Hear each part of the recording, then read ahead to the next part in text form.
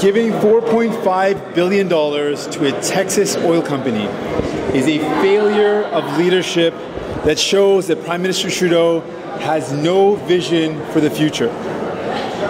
The Prime Minister is spending $4.5 billion to create what Kinder Morgan has indicated would mean fewer than 3,000 jobs. That's almost $1.8 million per job, jobs that are short-term and won't be there for the next generation.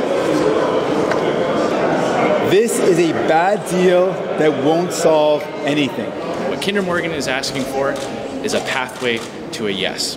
They're looking for certainty. They're looking for the ability to overcome these delays. He has done nothing to assert federal jurisdiction.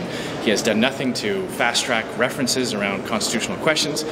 He has done none of those things. All he has done is force Canadian taxpayers to pay for his failure. He's trying to buy his way out of a problem. You are looking back, though, sir, and I'm wondering if you were in control of the situation today, what is one move that you would make to ensure that we would create that certainty. We would show project proponents that the federal government will be, under a Conservative government, would be their champion by quickly settling any constitutional questions, any jurisdictional questions. We would be enforcing the rule of law when it comes to upholding court decisions that have allowed these things to go ahead. We would create the confidence in the investment sector by repealing C-69, by lifting the ban on Canadian energy exports, by removing the double standard regulation on upstream and downstream emissions. That would show the sector the confidence that it had prior to 2015 when these projects were applied for, put through rigorous scrutiny, and built. Canada has just committed, just in terms of buyer beware, an historic blunder with taxpayer dollars.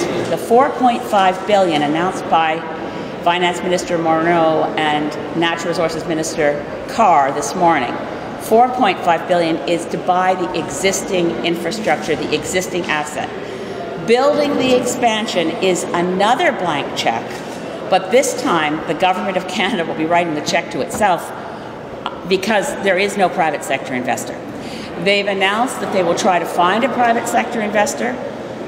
I submit if there were private sector investors, Kinder Morgan would have found them. Kinder Morgan has been looking for investors and looking for long-term contracts ever since they announced this project in 2013, and they've come up empty.